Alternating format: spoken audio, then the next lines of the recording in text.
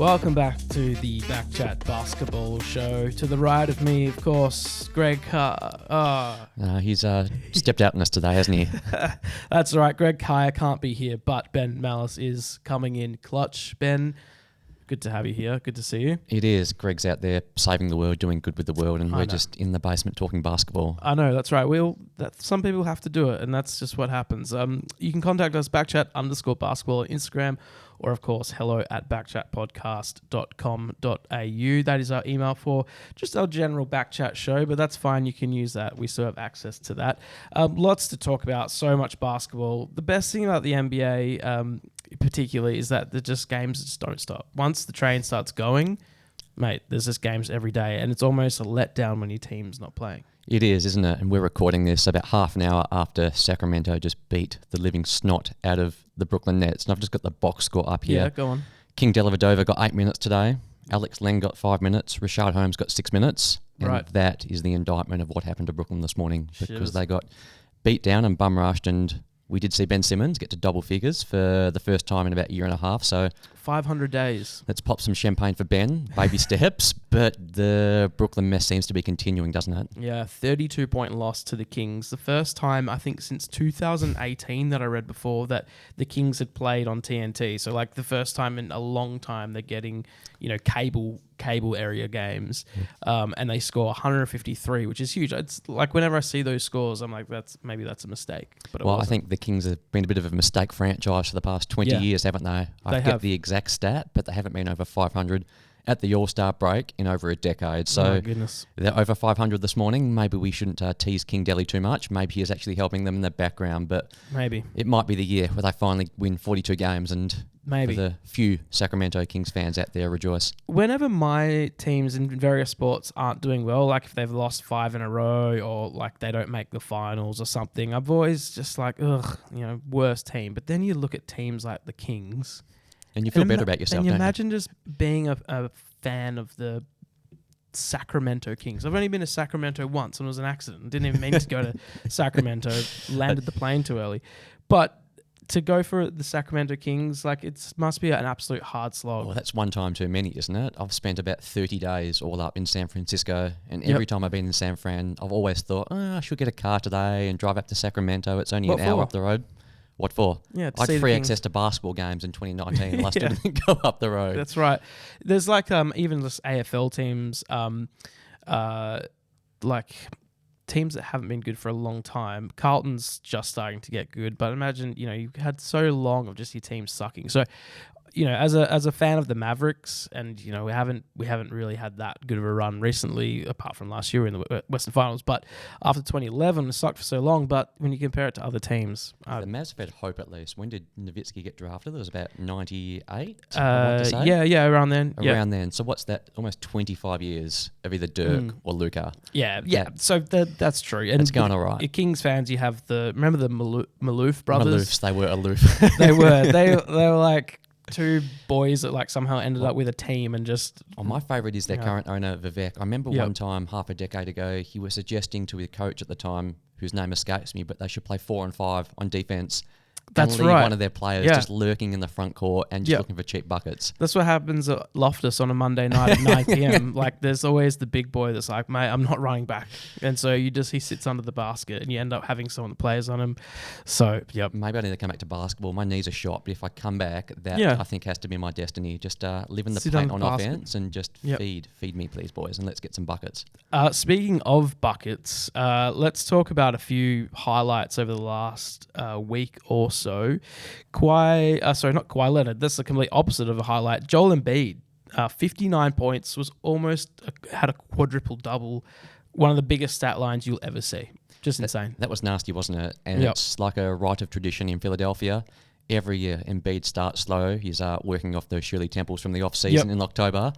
And then he said to the media last week that everything before that counts for nothing. The real season starts now. And we've seen him tear it up over the past few days. And you're right, I didn't watch that game during the week, but I had to go back and watch some highlights. Yeah. And a 7-footer putting up 59 points, 7 blocks, almost a triple-double, and beating up on that poor Utah Jazz team.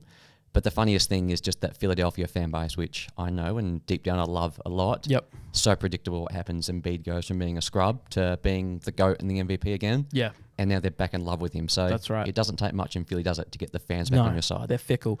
One funny part about that game was Tyrese Maxey at the end. Embiid had 59 and he had the ball, and you meant to just run the clock out because they were up by so much. And Maxey was pleading with Embiid to score another bucket, to go for 60. And a couple of people, who were talking to me like, no, you can't do that. And Embiid was like, I'm not going to go for it. But Maxey was like, please go for it. I'm all for that. Do you remember at the start of the season, it was the rookie on the Pacers, Mathurin. I'm going to butcher his last name. Oh, yeah. But he stole the ball at the end and just had to get those extra 2 points. Yeah. I figured, why not? If you're on 59 points, Embiid is probably never going to get there again. Go for it. It's like back in the day when Klay Thompson was shooting all these threes and hot. Yep. And he got pulled after 3 quarters with 61 points. Come on, Steve Kerr. What are you doing? You've got to keep him in there. Go for 80. Go for 100. Why not? Just do what we were saying before. Stand on offense and jack those threes. Do you remember, I think it was JaVale McGee went for a triple-double when he had, I think, one more rebound to get. And it was early days of JaVale McGee, like when he was on the Wizards. And I think he may have deliberately missed a shot. I do remember this. I can't remember if it was JaVale, but someone deliberately missing shots on offense. I know, someone deliberately missed a shot to get a rebound. I think it was off their own basket. And then JaVale McGee, I think, just went for a ridiculous shot at the end to get the triple-double. Because, like you said, sometimes for these players, it's not going to happen that often. So you really need to go for it. So I've Googled it now. It was Ricky Davis back on the Cavaliers that did it years and years ago. And I don't know a lot about Ricky Davis, but what I've heard is he was a good man to party with and a man that did things his own way. So it's not surprising. And damn, I'm looking at it now. He literally had a wide open layup and he missed it so he could get the rebound. That's good. I love that. That's great. Let's talk about Josh Green. Yes. Australian NBA product. Well, he has had some sort of turnaround. As a Mavs fan, Josh Green has been, just not a whipping boy because he doesn't do much. He didn't get on the court very much, but people just really disappointed. He doesn't do anything. He can't shoot. He can't dribble. The only thing he can do is hustle and defend. He's having quite a turnaround, which is really awesome for Australian basketball and for the Mavericks as a role player. What have you liked about his game so far? Yeah, well, I think we can give all the numbers about how he's improved this year. He's shooting the 3-ball very well. Yep. Defensively, the Mavericks are so much better with him on the court. And he's really serving that niche, isn't he, in Dallas, that being a Mavs fan around Luka, you want guys that can shoot the 3 on offense and defend on the perimeter on defense. And he's really coming into his own this season. And his usage is slowly going up, but his defense is the thing that really I enjoy watching because the 3-ball will come and go. And like we know with young players, it's often a matter of time and until he gets up to that 35, 36% mark from 3 consistently. That's right. But defense is something he can do. And there was a cool clip from last week where he was trying to set a screen on Kevin Durant and then he was going back and forth with Durant and trying to defend KD. And I think above all else, that's just what you want, isn't it? You tell me you're a Mavericks fan. Yeah. What are you seeing from him out there? Oh, well, just someone that can put shots in because Luka's going to have the ball 50% of the time. His usage rate is insane. So to have players that you can trust to knock down a shot is crucial because what happens with Luka is when he can't trust that someone's going to actually knock down a shot, he has to do it all. Teams can just collapse on him and they just know if we shut down Luka, and players have been coming out this last week. I think the first one was Kyle Kuzma who said, well, all we need to do is go to Luka. Like none of the other players can dribble, I think.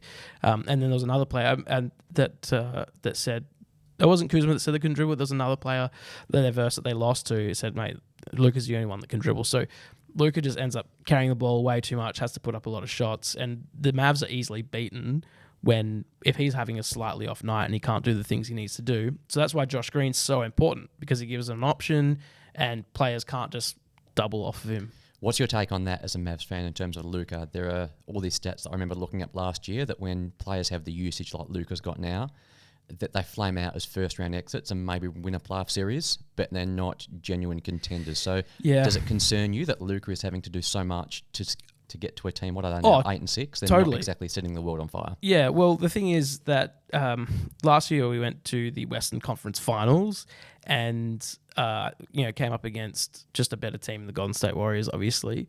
But yeah, I'd hate for his career to turn out a bit like James Harden's in that he could drop 50, he can do all this cool stuff, but when it comes to it, you can't actually win a championship with him. So they're forever going to be asking, who's that player that can come next to him? Who's that guy who's going to be the one who can take care of some of the ball handling, some playmaking? So that's a slight concern, but I don't know. He's that good. I'd love to just... I don't know. Every team wants another shot maker and shot creator, but there's just... The Mavs don't really have great assets. They've never really been a destination for free agents, so it's tough. I don't know how they do it. It is tough, and I think that's why Josh Green's development is so important, because it's good for the Mavs in the moment, in the sense that I'm looking at some quotes from Jason Kidd here talking about how confident he is and how he's trusting Josh Green. So he's helping them win games in the moment. And as well for the franchise, the reality is Luka's only got 3 years left on his contract after this year. Yep. And as we know, when there's 2 years left, that's when the trade demands can start happening. And for a front office point of view in Dallas, having Josh Green perform, let's be real, it makes him a better trade asset. It makes him more valuable.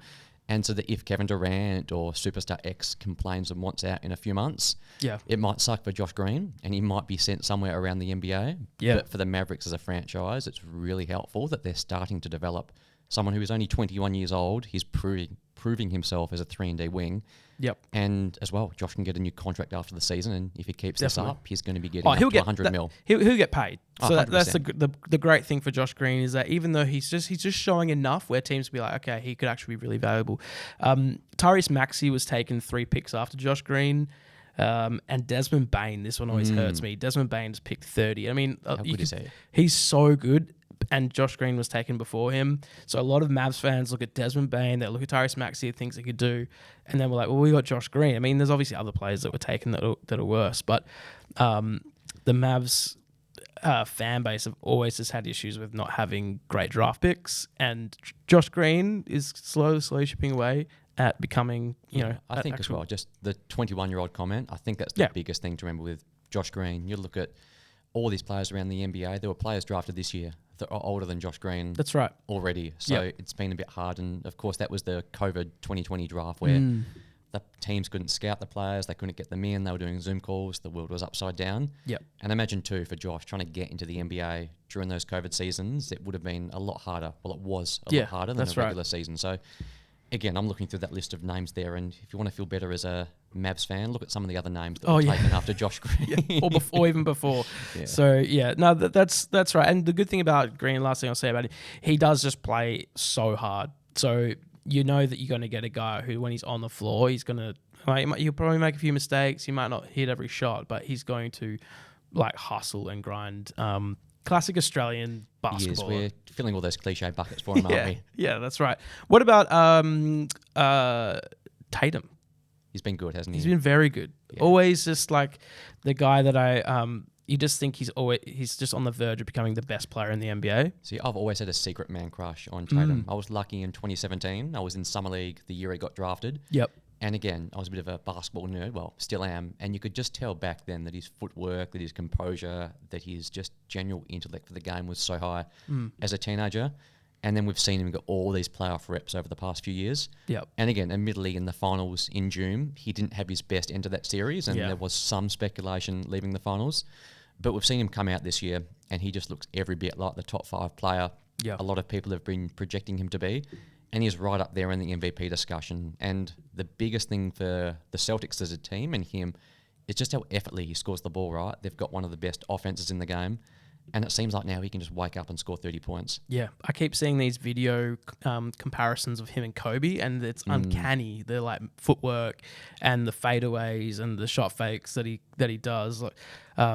It's just you could almost just you just swap the faces and it's the exact same. And again, right, I just checked, he's 24 years old. Yeah, and you think he's about super young. What he's done so far. He's been to the NBA finals, the conference finals twice. He's made multiple All-Star games. Yep. And we shouldn't joke about it, but what happened in Boston with their head coach 2 months ago, he had to navigate that and lead the team, and they're sitting atop the Eastern Conference.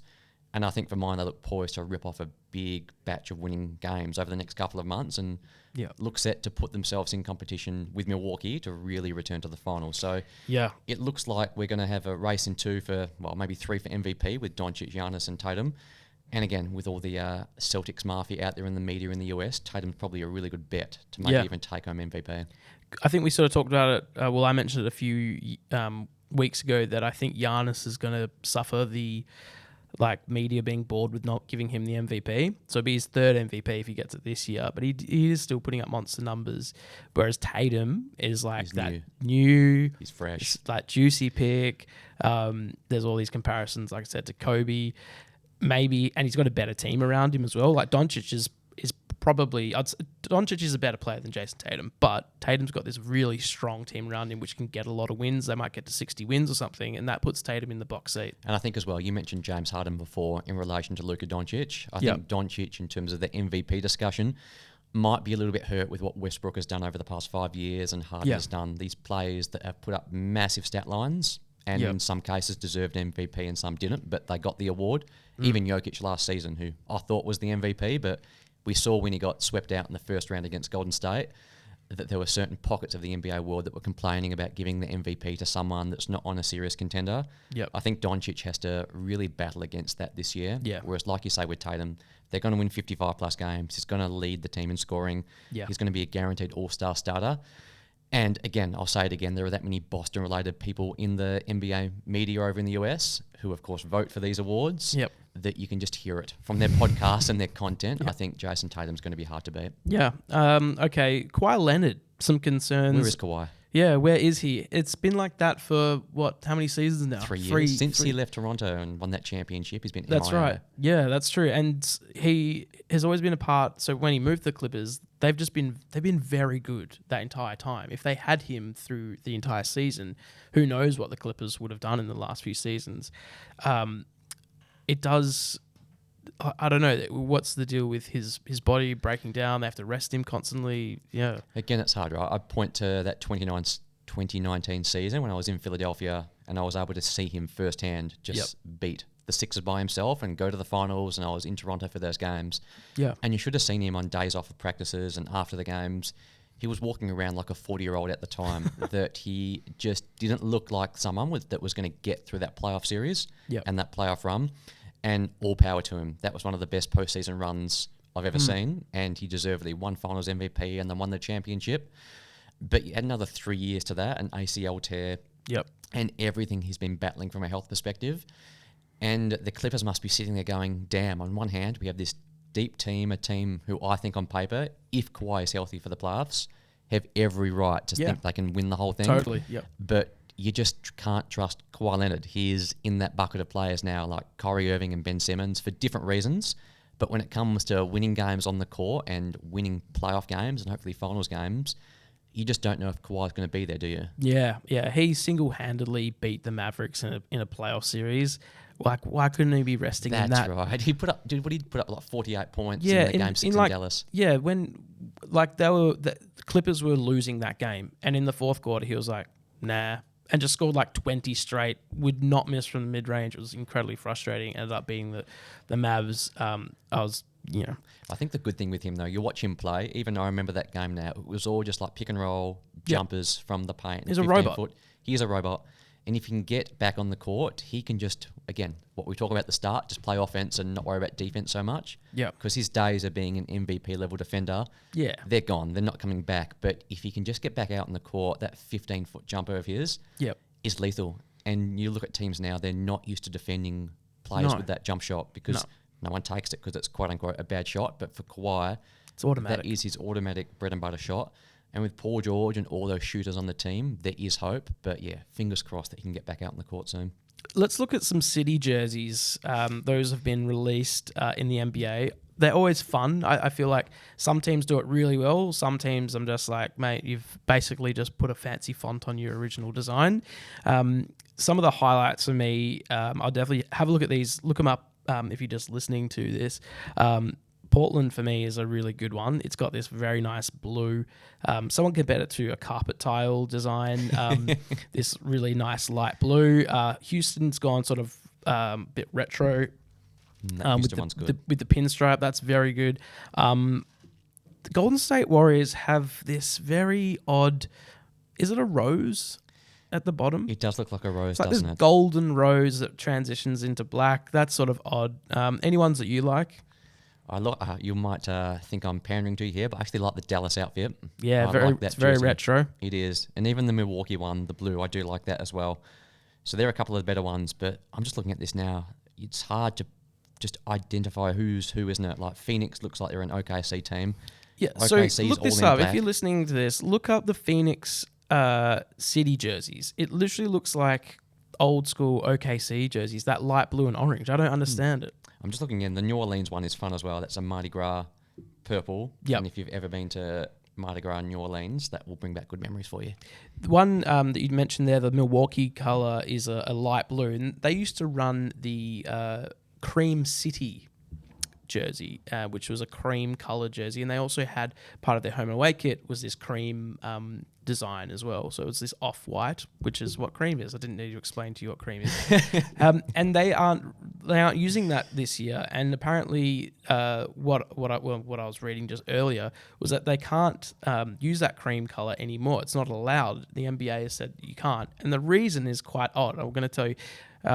So someone who's sort of linked with the team said teams can't wear cream anymore because it interferes with the digital ads that are placed on the court in broadcast due to the uniforms being so close to the color of the wood that is keyed out in the process. So a lot of times now, you don't even really pick it up, but the branding on the court with the ads isn't actually on the court. No, the NBA's got bills to pay, right? Yeah. So they need to get the ads on the court, and even the fact that we have 5 different jerseys to look at here for each team this year. Yes. Reinforces you've got to pay those bills, don't you? Yeah, that's right. So if they and sometimes you do notice it if a player goes past an ad, sometimes the ad sort of just overlays on top of the body, and you're like, hang on, it's not a sticker. The strangest thing, if anyone ever goes to an NBA game in the States, behind the scorer's table in the middle of the court, when you're watching on TV, you obviously got ads that pop through and rotate and all of that.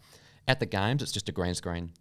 So when you're sitting there watching the games, it's just this green screen behind the players. I remember the first time I stepped foot in an NBA arena. Yeah. My simple brain going, what is going on here? Like, where are the ads? Why aren't they selling ads?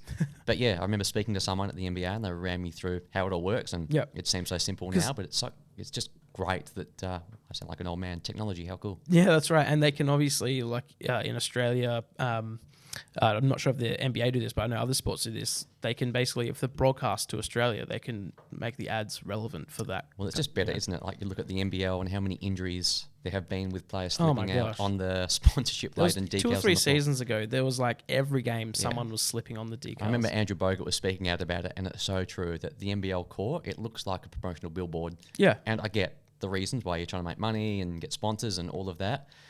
But yeah, surely the NBL can look into some technology and mimic what the NBA does, because you don't want your players slipping over there. I think we can agree on banning cream jerseys. We'll sacrifice that. Yes. But we don't need players tearing the ACLs just for some revenue generating do it. I have this like vivid, and it's not fair on Latrobe, but I just have this memory of like NBL players slipping on the Latrobe logo constantly, because that was in like the circle in the center court.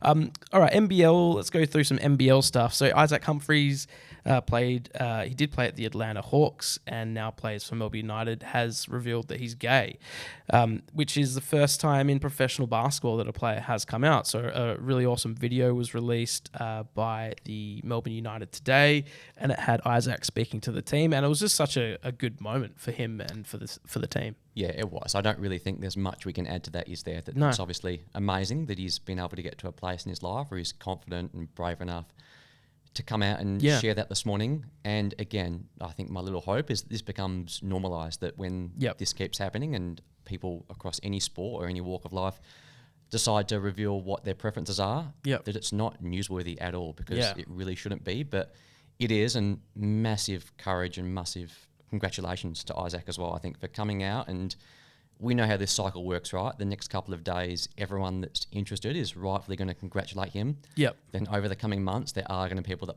pop up on social media and say their nonsense and really try to attack him. But good on him for coming out, and hopefully he's a trailblazer, because the fact that the numbers are what they are across AFL, NRL, cricket, all sport in Australia on the men's side, and you compare that to what is happening on the female side, Yeah. There is clearly some issues still with men's sporting culture in Australia, and hopefully the announcement from Humphreys this morning is the first in what's hopefully going to be a changing landscape. Yeah, for sure. I'm trying to just find.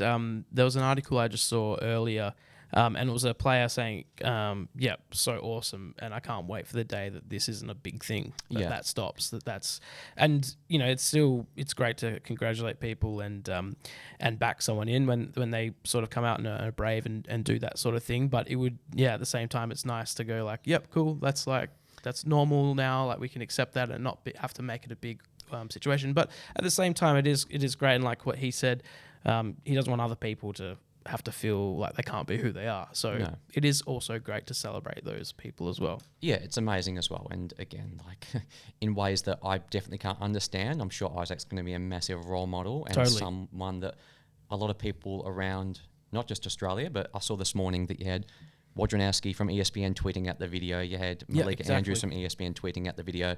Yep. So this announcement and Isaac's courage has gone global, and who knows how much of an impact that's going to have. It's probably impossible to state right now. And like you said, let's just hope we get to the day soon where this is a normal event and we don't have to be having these discussions anymore. Yeah.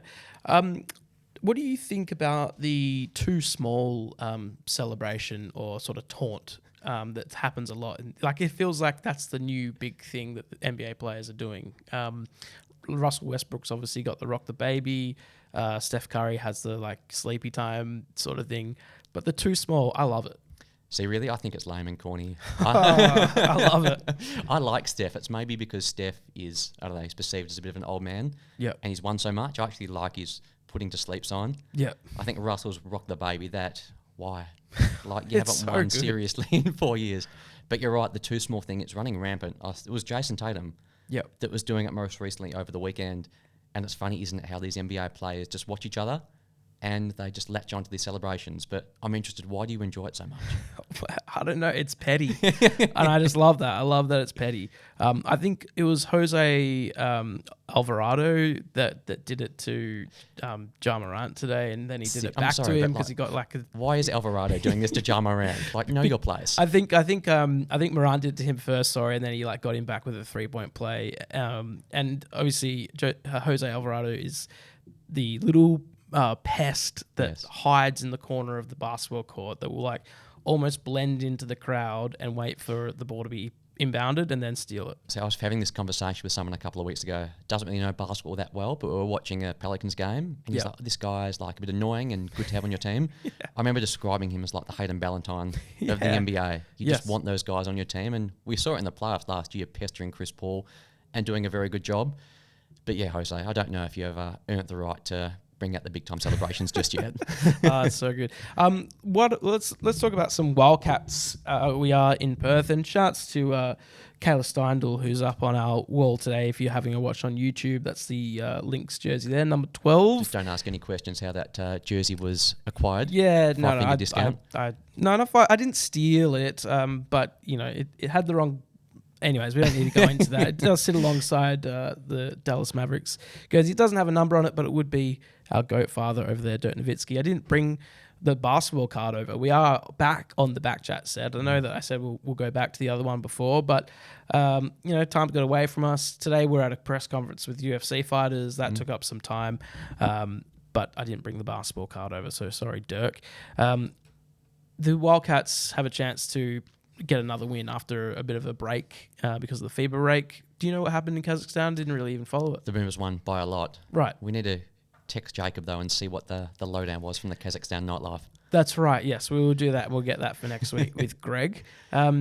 Yes, Wildcats can get back on not back on the winning board, but get another win after a bit of a slump against the Phoenix tomorrow, Thursday night game. Interesting. I enjoy it because I live in Leederville, but I could imagine that if you lived in the outer suburbs, it wouldn't be so much fun. Yep. But yeah, big week for the Wildcats. They've got the Phoenix tomorrow and the 36ers next week, both at home. This is a bit of a chance for them to get back above 500, win a couple of games at home against teams that are good but not great. So interesting to see what it looks like tomorrow. The Phoenix obviously have Alan Williams inside, who is a big man. Yep. Rebounds, plays inside, can score inside, which is, like, as we know, one of the Wildcats' weaknesses and something they haven't done well since Danny Mills took over 18 months ago. So that's probably the most obvious thing to watch for tomorrow.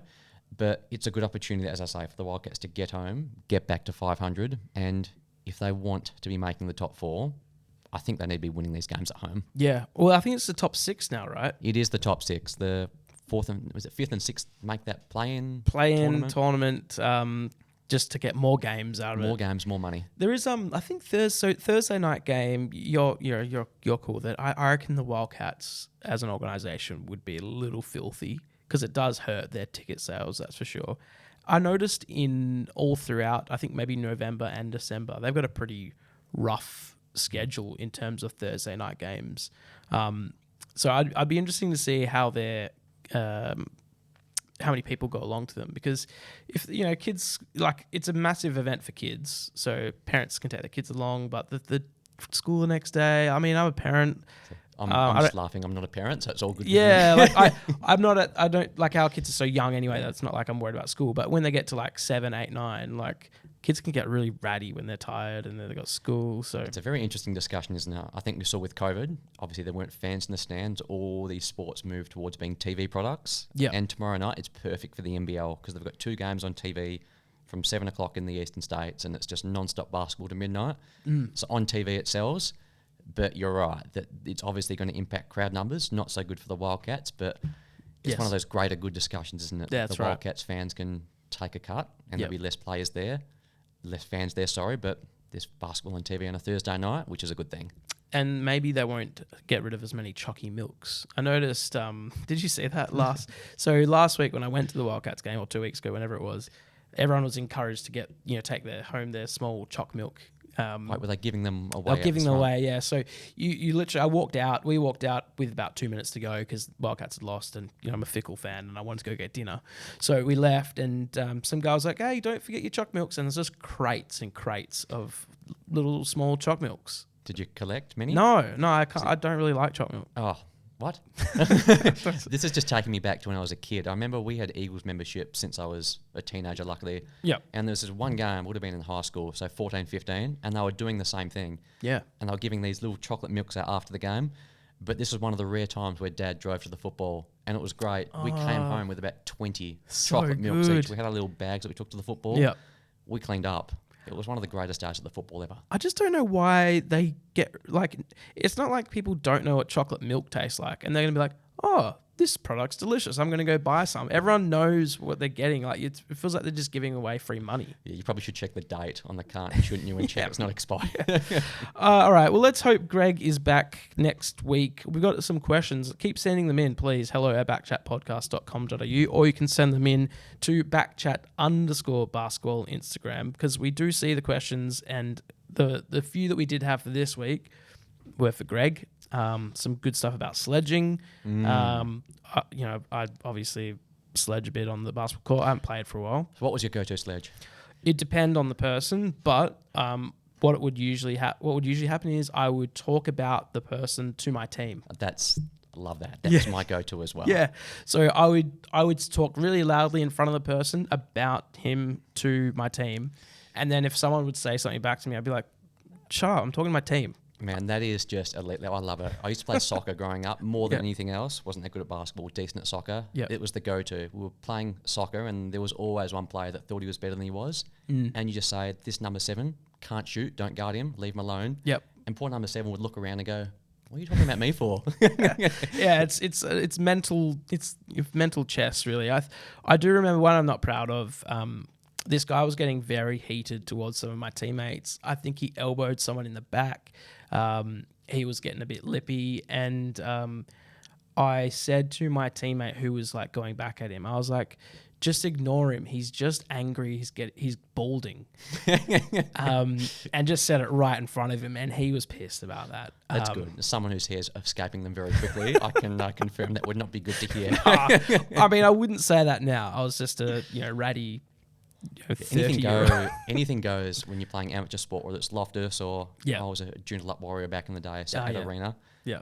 Anything went. And the older the thing that I used to enjoy the most was having the weekend warriors, the 40-year-olds. Oh, yeah. That took this sport like it was an Olympic level competition on a Tuesday night.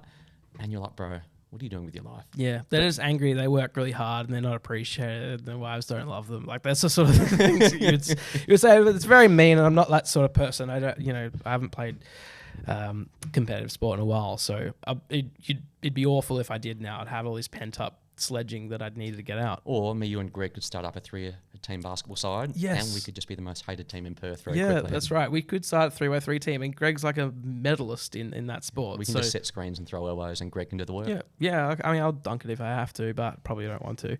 All right, let's chat again next week. Like I said, BackChat_basketball on Instagram. hello@backchatpodcast.com.au. We also have a link tree. That's the thing. Yeah, you developed that. It looks good. Yeah, it looks good. If you're just unsure about what we're doing, just go to that. It's got everything on there. Find us on YouTube, Spotify, Apple.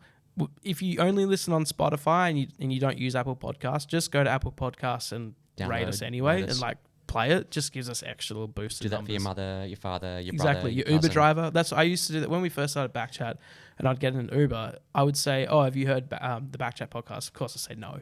And I'll be, "Oh, look it up now." Like as we'd pull up, and then they'd get their phone out. I go, "Just hit subscribe." Cool, thanks. Like we've probably got ideas 50 now. I've got a corporate Uber account for work. I might just get Ubers all day for 10 hours one day. We'll get 100 subs in no time. Yes, please. That'd be great. All right, chat to you next week.